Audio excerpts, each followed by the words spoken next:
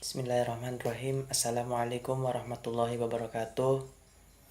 Alhamdulillah, innal hamdalillah nahmadu wa nasta'inu wa nastaghfiruhu wa na'udzu billah min syururi anfusina wa min sayyiati a'malina may yahdihillah fala mudhillalah fala yudlil fala hadiyalah. Asyhadu an la ilaha illallah wa asyhadu anna Muhammadar Rasulullah. Allahumma salli ala Sayyidina Muhammad wa ala alihi wa sahbihi wa man tahdi bil huda ila fi yaumil qiyamah. Amma ba'du.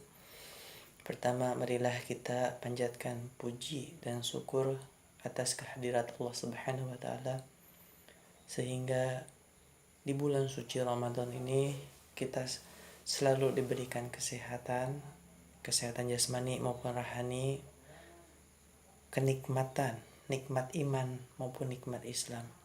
Tidak lupa salawat beserta salam marilah kita panjatkan kepada junjungan kita semua, Nabi Bana wa Nabiyana Muhammad sallallahu alaihi wasallam, kepada keluarganya, kepada sahabatnya, kepada tabi'atnya, dan kepada kita selaku umatnya, dan insyaallah sampai akhirul zaman. Amin ya Allah ya rabbal alamin. Perkenalkan, nama saya Acep Priyatna. Saya dari kelas 18 MJA NRP 1840 115. Tentunya sebelum masuk ke materi, saya berharap musibah ini cepat berlalu, virus ini cepat berlalu, agar kita semuanya, terutama saya dan teman-teman, bisa kembali belajar di kampus tercinta kita, kampus Unpas atau Universitas Pasundan. Tentunya saya bersama teman-teman semua berharap agar belajar dilakukan bersama di kampus. Baik, kami satu kelompok berempat, terdiri dari saya Acep Priyatna, yang kedua ada Rona Gunawan, ketiga ada Anggara Rianto dan Rizky. Kelompok kami mendapatkan materi tentang kelompok rujukan. Apa sih kelompok rujukan itu? Saya akan ambil dari pengertian menurut Shipman dan Kanuk. Sebenarnya ada beberapa pengertian dari para ahli, tapi saya menurut buku yang saya baca, yaitu dari Shipman dan Kanuk, yaitu kelompok rujukan adalah setiap orang atau kelompok yang dianggap sebagai dasar perbandingan atau rujukan bagi seseorang dalam membuat nilai dan sikap umum atau khusus atau pedoman khusus bagi perilaku.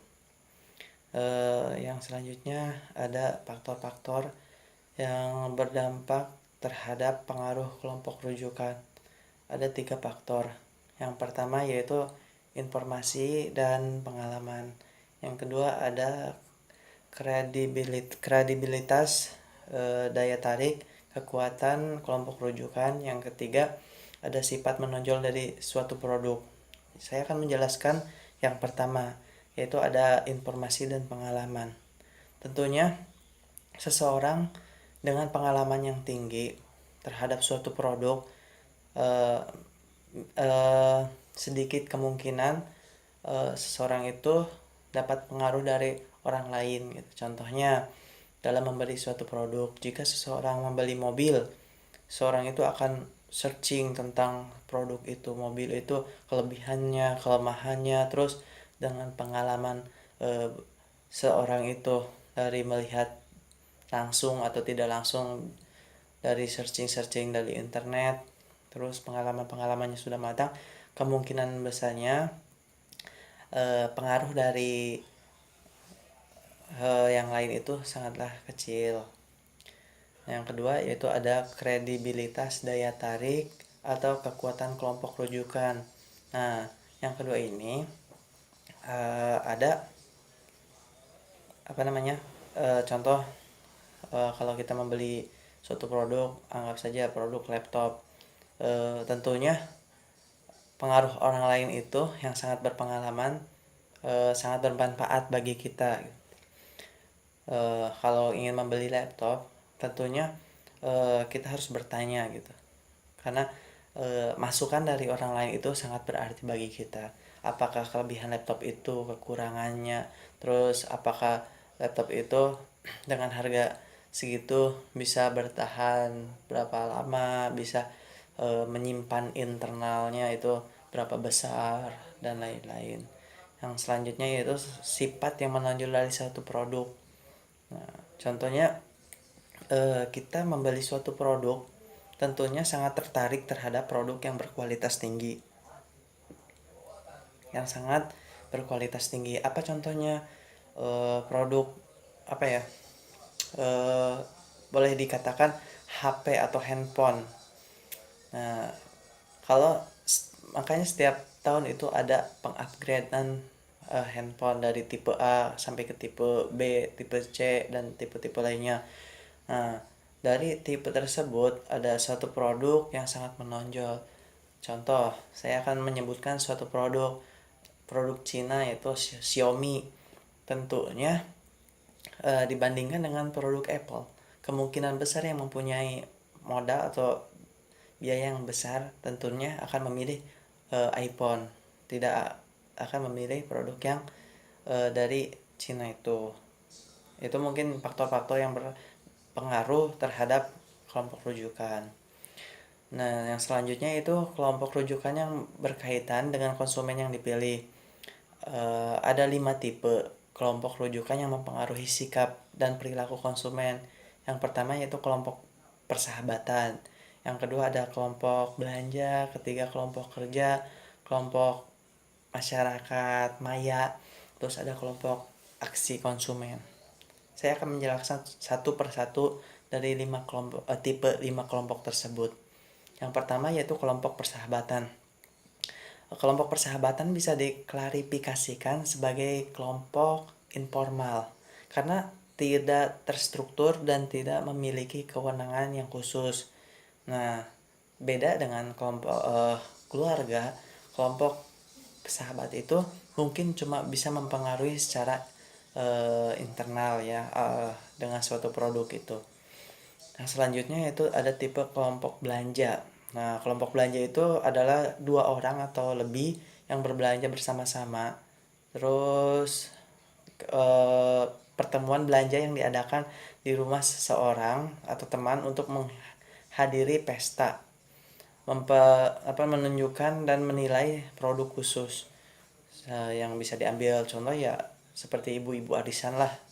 Kalau membawa produk tas, tentunya bisa menilai nih, ibu-ibu menilai tas ini bagus atau tidak, terus kualitasnya, harganya berapa, mungkin segitu. Yang selanjutnya ada kelompok kerja ya. Kelompok kerja itu keberadaan orang yang di tempat kerja, pekerjaan orang yang memberikan pengaruh besar terhadap perilaku konsumsi. Mungkin kalau kita di suatu instansi atau kelompok kerja atau di suatu perusahaan, tentunya kita kalau membeli suatu produk bisa menanyakan terhadap produk itu kepada teman kita atau teman satu kantor kita nih. Kalau kita membeli HP, bagaimana nih HP ini, bisa bagus enggak ke depannya, terus harganya berapa. Nah, pengaruh itu diberikan oleh teman satu kantor kita. Oh iya, ini HP-nya bagus, kualitasnya luar biasa, seperti itu. Itu kelompok kerja. Terus kelompok masyarakat maya. Nah, kalau kita kan di zaman modern ini atau di zaman digital ini, tentunya kita memiliki teman maya, Instagram, Facebook, dan lain-lain, WhatsApp dan lain-lain. Nah, tentunya kita kalau di WhatsApp nih membuat kelompok ada kelompok belanja. Nah, kelompok belanja ini bisa berpengaruh atau bisa mempengaruhi kita atau seseorang untuk belanja suatu produk. Biasanya kalau kita mau menanyakan nih, bagaimana nih produk ini, ke WA nanyakan apakah bagus, tentunya pasti ada pendapat-pendapat dari teman maya kita nih. Itu mungkin ya yang kelompok yang saya tahu tentang kelompok maya. Yang selanjutnya ada kelompok aksi konsumen.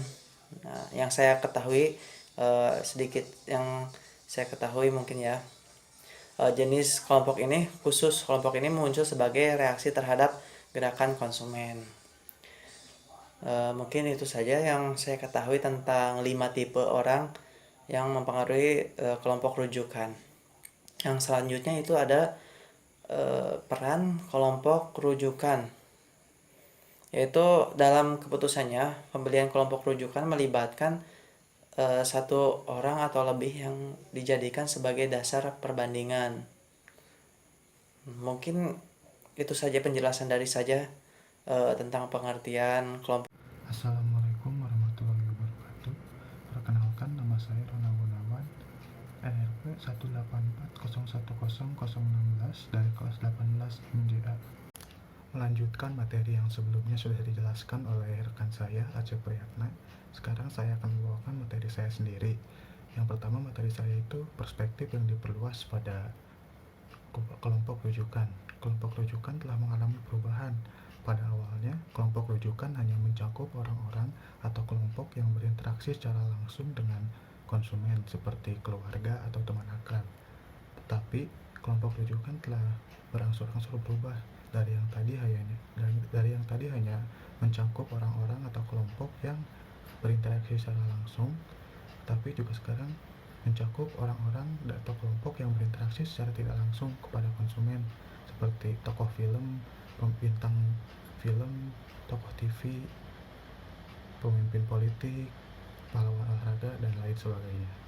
Materi yang selanjutnya adalah faktor yang berdampak pada pengaruh kelompok rujukan. Tingkat pengaruh yang digunakan kelompok rujukan bergantung pada sifat individu atau produk serta pada faktor-faktor sosial tertentu. Yang pertama itu ada faktor informasi dan pengalaman. Orang yang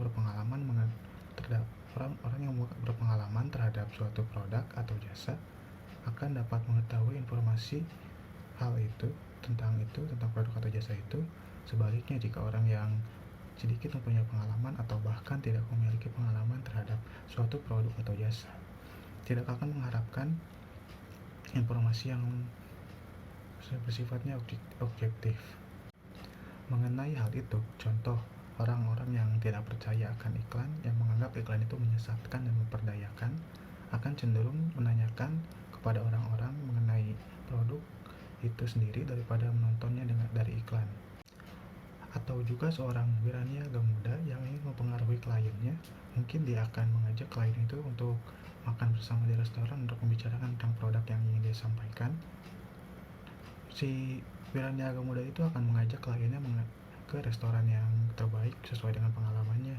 Namun jika si wiraniaga itu tidak mempunyai pengalaman, maka si wiraniaga itu akan menanyakan kepada orang-orang atau ke orang tua atau bahkan meniru orang-orang lain atau eksekutif muda yang sudah biasa membawa kliennya ke sebuah restoran, di mana si wiraniaga itu akan mempengaruhi kliennya untuk membeli produk yang dia tawarkan. Lalu faktor yang kedua adalah kredibilitas, daya tarik, dan kekuatan kelompok rujukan. Kelompok rujukan kredibel, menarik atau berkuasa akan merubah sikap konsumen. Sebagai contoh, jika seorang konsumen ingin memperoleh informasi mengenai kualitas atau kinerja suatu produk atau jasa, maka orang itu atau konsumen itu akan mempercayai orang yang mempunyai kredibilitas tinggi.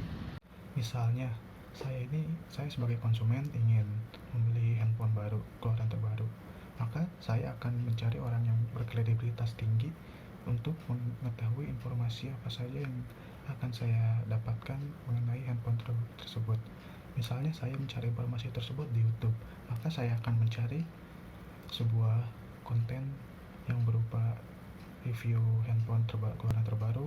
Namun jika konsumen ingin mencari penerimaan atau persetujuan dari orang-orang yang mereka akui atau mereka ingin tiru, maka mungkin mereka akan menggunakan produk atau jasa dari orang-orang yang mereka ingin tiru tersebut. Namun apabila konsumen itu sangat memperhatikan kekuasaan, maka konsumen itu akan menggunakan produk atau jasa yang sesuai dengan norma atau kelompok yang mereka ikuti untuk menghindari suatu ejekan atau bahkan hukuman. Lalu faktor yang ketiga atau faktor yang terakhir adalah sifat menonjol produk. Dalam faktor ini, produk dibagi menjadi dua, ada produk yang menonjol secara visual dan ada produk yang menonjol secara verbal. Yang pertama, produk yang menonjol secara visual itu produk yang sangat mudah terlihat atau produk yang mencolok perhatian seperti pakaian, seperti barang mewah atau produk baru. Tentu kalau kita menggunakan barang mewah di depan teman-teman, maka kita akan menjadi pusat perhatian kan. Lalu produk yang kedua adalah produk yang menonjol secara verbal. Produk yang menonjol secara verbal itu produk yang sangat bisa dibedakan dengan produk yang lain atau produknya itu mengungkapkan status kita seperti pakaian yang modis, laptop atau komputer yang bentuknya menarik. Produk yang menonjol seperti itu, yang verbal dan visual, mungkin sekali dibeli dengan memperhatikan reaksi orang lain yang mempunyai kaitan. Lalu materi terakhir yang akan saya bawakan adalah kelompok rujukan dan kesesuaian konsumen. Para pemasar mempunyai sasaran yang berbeda mengenai kesesuaian konsumen. Yang pertama itu seperti contohnya pemimpin pasar. Pemimpin pasar itu lebih tertarik pada kemampuan kelompok rujukan untuk mengubah sikap dan perilaku konsumen dengan mendorong timbulnya kesesuaian. Untuk mendapatkan kesesuaian tersebut dapat dilakukan dengan cara. Yang pertama itu memberitahukan agar orang tahu bahwa ada yang namanya itu produk khusus atau merek khusus. Yang kedua itu memberikan kesempatan individu membandingkan pemikirannya sendiri dengan sikap dan perilaku kelompok. Lalu yang ketiga itu mempengaruhi individu untuk mengambil sikap sesuai norma kelompok. Yang terakhir, membenarkan keputusan memakai produk yang sama dengan kelompok. Lalu yang kedua ada pemasar dengan merek baru yang bukan pemimpin pasar tentunya. Yang pemasar yang mempunyai tanggung jawab untuk mengeluarkan produk baru itu ingin memilih strategi yang meminta para konsumen untuk mengenyampingkan dulu lah dan mau tampil berbeda dan tidak hanya mengikuti orang banyak ketika mengambil keputusan membeli. Seperti contohnya sepatu keluaran Indonesia terbaru yaitu sepatu Kompas yang ingin menunjukkan bahwa sepatu yang ada itu yang bagus dengan kualitas yang bagus pula itu tidak hanya seperti Converse atau Vans saja, tapi ada juga sepatu Kompas yang merupakan produk asli Indonesia. Dengan begitu, sepatu Kompas berhasil mendapatkan pasaran mereka dan produknya pun laku keras di pasaran. Perkenalkan, nama saya Anggara Rianto, kelas 18 MJA, NIP 1840129. Saya akan menjelaskan tentang aplikasi kelompok rujukan dalam pemasaran. Karena kelompok rujukan memiliki pengaruh kuat terhadap perilaku konsumen, maka pemasar dapat memanfaatkan kelompok rujukan. Ada beberapa kelompok rujukan yang dapat dimanfaatkan. Lalu selanjutnya ada pakar atau ahli. Pakar atau ahli dapat dimanfaatkan oleh pemasar tergantung dari reputasi keahlian dan reputasi personel tokoh yang di masyarakat serta keterkaitan dengan produk yang diiklankan. Contohnya ada iklan dari motor Yamaha yang dibintang iklannya oleh Valentino Rossi, karena Valentino Rossi dikenal oleh masyarakat sebagai ahli dalam balap. Selanjutnya ada orang biasa. Daya tarik orang biasa adalah menunjukkan kepada para pelanggan bahwa seseorang seperti mereka telah menggunakan dan puas dengan produk atau jasa yang diiklankan. Contohnya ada produk Vanis.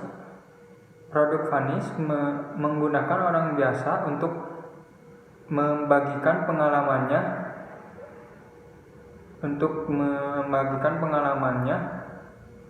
untuk meyakinkan para calon pembeli bahwa produk tersebut bagus dan layak untuk dibeli. Selanjutnya ada para eksekutif dan karyawan. Para petinggi perusahaan dalam iklannya secara tidak langsung menyampaikan bahwa petinggi perusahaan juga memerhatikan kepentingan konsumen. Lalu ada contohnya iklan apartemen The Trans yang menggunakan CEO perusahaannya sebagai pengiklan karena agar dapat dipercaya bahwa produk tersebut memiliki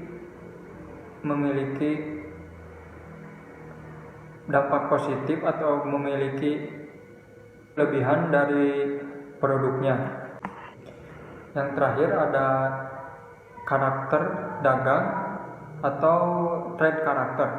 Karakter atau tokoh dagang dimanfaatkan oleh pemasar sebagai pemberi suatu citra yang ideal dan sebagai penyalur informasi produk pemasar kepada konsumen. Contohnya ada perusahaan restoran McDonald yang menggunakan Ronald McDonald sebagai ciri khas dari perusahaan McDonald dan juga penyampai informasi lewat iklan kepada konsumen. Lalu selanjutnya ada manfaat kelompok rujukan bagi pemasar, karena manfaat kelompok rujukan sangat penting bagi pemasar. Oleh karena itu ada dua manfaat. Yang pertama, pengenalan citra merek. Pengenalan citra merek di sini dilakukan oleh pemasar untuk mengenalkan mereknya atau produknya kepada konsumen lewat kelompok rujukan, yaitu seperti tadi yang dijelaskan, selebriti atau artis, lalu ada ahli, terus ada karakter atau tokoh dagang. Lalu selanjutnya ada meyakinkan dan memberikan rasa aman kepada calon konsumen. Nah, di sini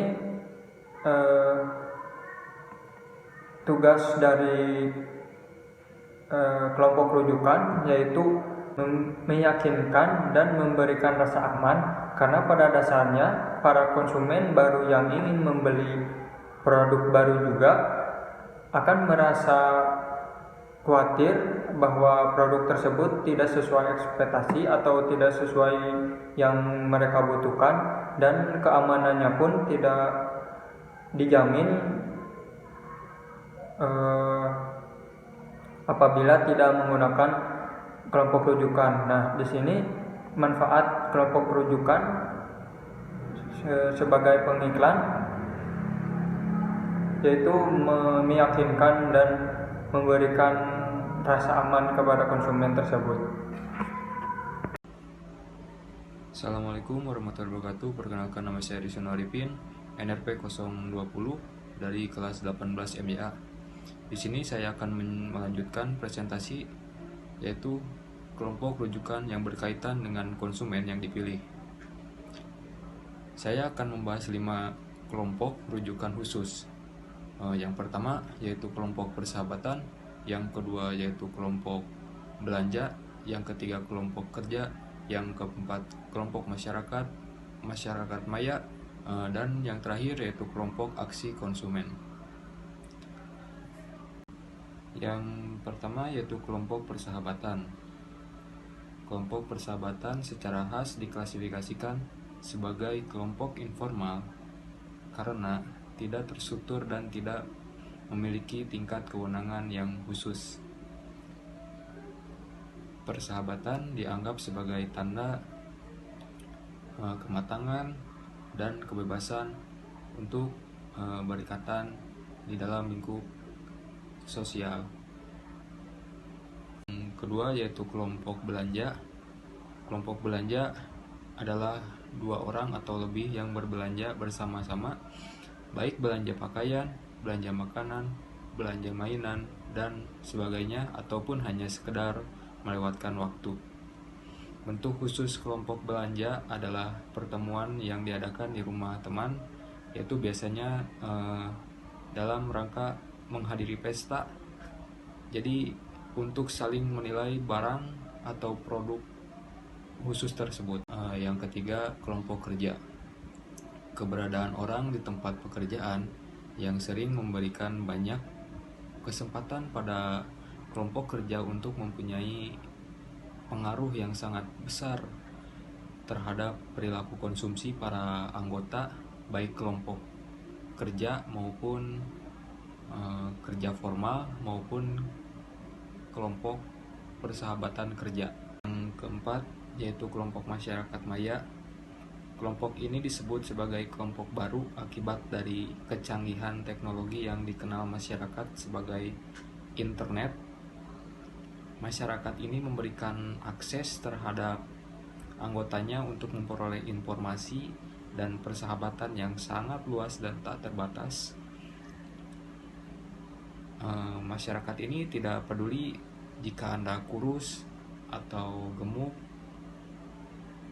Anda gagah atau biasa saja. Jadi itulah masyarakat internet. Terakhir atau yang kelima, kelompok aksi konsumen. Jenis khusus kelompok ini muncul sebagai reaksi terhadap gerakan konsumen. Tujuan yang mendasari kebanyakan kelompok aksi konsumen ini adalah untuk memberikan tekanan yang cukup pada para anggota komunitas bisnis yang dipilih agar memperbaiki penyalahgunaan yang dirasakan oleh konsumen itu sendiri. Sekian presentasi yang bisa saya sampaikan. Mohon maaf bila masih banyak kekurangan dan kesalahan, mohon dimaafkan. Sekian, terima kasih. Wassalamualaikum warahmatullahi wabarakatuh.